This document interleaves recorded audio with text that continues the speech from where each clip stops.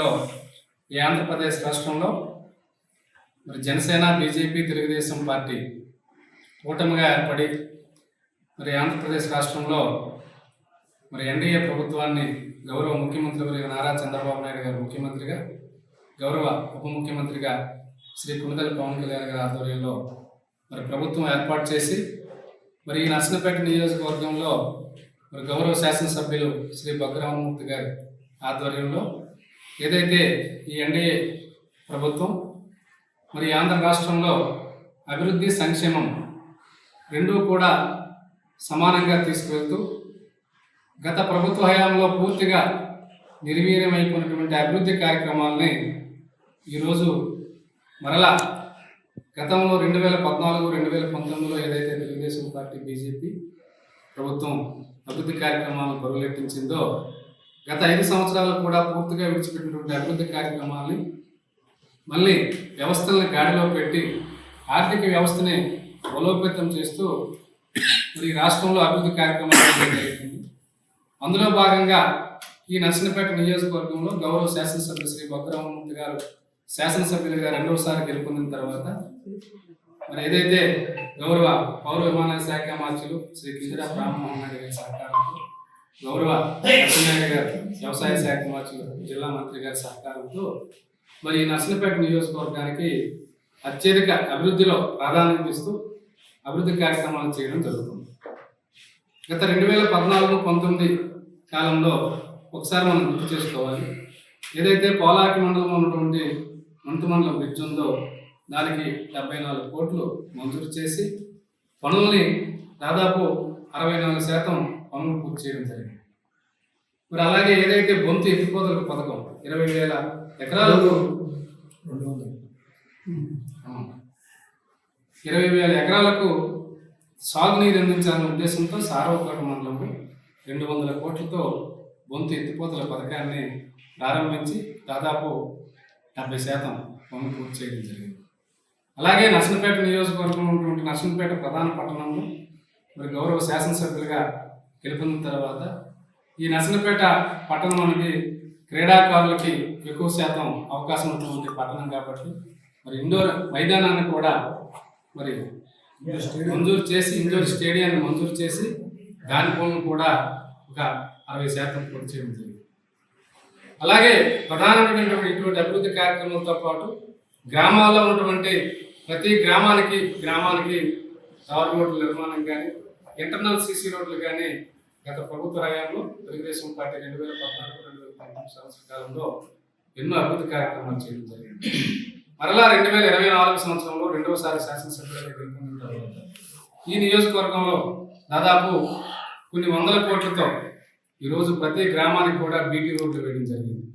మరి గౌరవ నిన్ననే ఒక న్యూస్ వచ్చింది, వేటూరు న్యూస్ అనుకుంటాను. ఇందులో గౌరవ పాలేక మండల పరిషత్ సలహాదారులు బైరాగి నాయుడు గారు ఒక ఫోటో పిచ్చికి, ఒక పబ్లిసిటీ పిచ్చికి ఈ న్యూస్ హుందాతనంగా ఉండాల్సినటువంటి వ్యక్తి అంటే ఒక పదవిలో ఉన్నామంటే అభివృద్ధి కార్యక్రమాలు దాని తాలూకా విధానం ఏ రకంగా మనం ప్రజలకు చెప్పాలనే విషయాన్ని ఒకసారి గమనించాలి. ఏదైతే ఆయన ఒక స్టేట్మెంట్ ఇచ్చారు, గత ప్రభుత్వ హయాంలో నాబార్డు నిధుల నుంచి ఇచ్చినటువంటి నిధుల్ని ఈరోజు రోడ్డు పనులు ప్రారంభించడం జరుగుతుందని. ఇది చాలా హాస్యాస్పదం. ఎందుకంటే ఏదైతే ఆయన నిన్న ప్రశ్నించారో ఆ రోడ్డు పనులు దాదాపు 1 రోజుల క్రితం గౌరవ డిపార్ట్మెంట్ వారు ప్రారంభించి ఇంచుమించు 78% పనులు పూర్తి చేసిన సంగతి.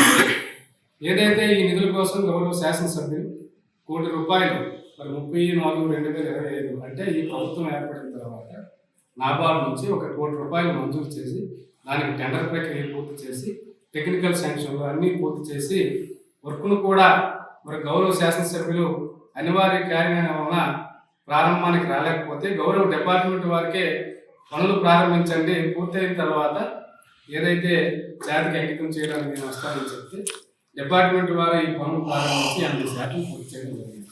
80% జరుగుతున్నటువంటి పనిని కొత్తగా గత ప్రభుత్వ హయాంలో నాబార్డు నిధుల నుంచి మంజూరు చేశామని చెప్పడం ఒక పబ్లిసిటీ పిచ్చిలా ఉంది. ఎందుకంటే గత ప్రభుత్వ హయాంలో ఈ నియోజకవర్గంలో గౌరవ ఎమ్మెల్యేగా గెలుపొందిన వ్యక్తి, రాష్ట్రంలో ముఖ్యమంత్రి తర్వాత ఉప ముఖ్యమంత్రిగా పనిచేసినటువంటి వ్యక్తి. మరి ఆయన హయాంలో ఈ పనిని మీరు ఎందుకు పూర్తి చేసుకోలేకపోయారో ఒకసారి మీ మనసాక్షితో మీరు అర్థం చేసుకోవాలి. అది మీరు ముందుగా ప్రజలకు చెప్పాలి. 5 సంవత్సరాలు, 2.5 సంవత్సరాలు, 3 సంవత్సరాలు ఉప ముఖ్యమంత్రిగా పనిచేశారు. మరి తర్వాత 3 సంవత్సరాలు శాసనసభ్యులుగా, వారి సోదరులు ఈ రాష్ట్రానికి రెవెన్యూ శాఖ మంత్రులుగా పనిచేశారు. మంచిదే. కాకపోతే ఈ 5 సంవత్సరాలు మీరు ఎందుకు ఈ కాలాన్ని వృధా చేసి కనీసం గోతులతో చాలా దారుణంగా ఉన్నటువంటి రోడ్డును మీరు 5 సంవత్సరాల్లో పూర్తి చేసుకోవాలి. అది చాలా విచారకరం. ఈరోజు గౌరవ శాసనసభ్యులు బొగ్గు రామమూర్తి గారు మరి ఏదైతే ఆ చీడివలస గ్రామానికి ఈ రోడ్డుతో పాటు మరి ఇంటర్నల్ సీసీ రోడ్స్ కోసం 20 లక్షల రూపాయలు మంజూరు చేయడం జరిగింది. అలాగే ఆ చీడివలస కనెక్ట్ అయ్యే రోడ్స్ అన్నీ కూడా ఏదైతే మాకివలస నుంచి చీడివలస ఉందో దానికి బీటీ రోడ్డుకి 50 లక్షల రూపాయలు మంజూరు చేసి ఆ రోడ్డు పనిని ప్రారంభించడం జరిగింది.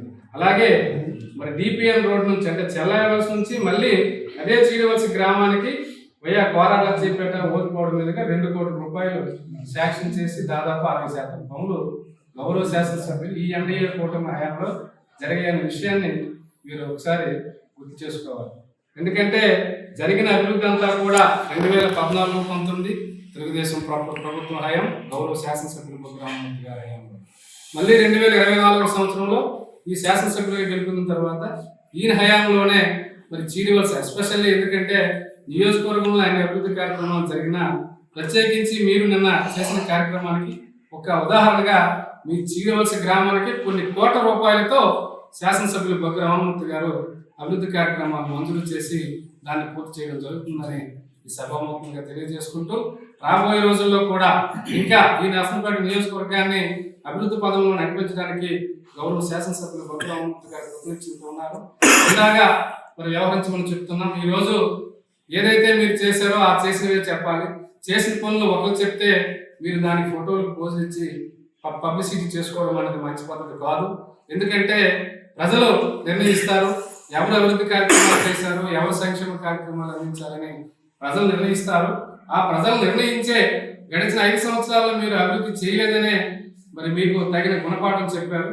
ప్రజల్ని మనం ఫోటోలతోనో లేకపోతే ఏదో సోషల్ మీడియా ద్వారా ఏమార్చి ప్రజల్ని మనసులో మార్చడం ప్రజలన్నీ కూడా గ్రహిస్తారని ఈ సందర్భంగా తెలియజేసుకుంటూ, వారి పిచ్చి ఎంత పరాకాష్ఠకు చేరుకుంది అంటే ఒక ఉదాహరణ మాత్రమే.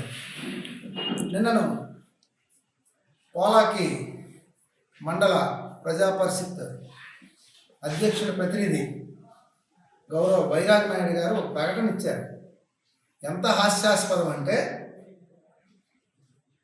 చీడివలస నుండి దేశవానిపేట వరకు రోడ్డు పనులు గత ప్రభుత్వంలో నాబార్డు నిధులతో శాంక్షన్ అయితే నిన్నను అంటే 23 డిసెంబరు 25న ఆయన ప్రారంభించినట్లు వర్క్ స్పాట్లో ఒక చిత్రాన్ని తీసుకొని ప్రచారం చేసుకున్నారు.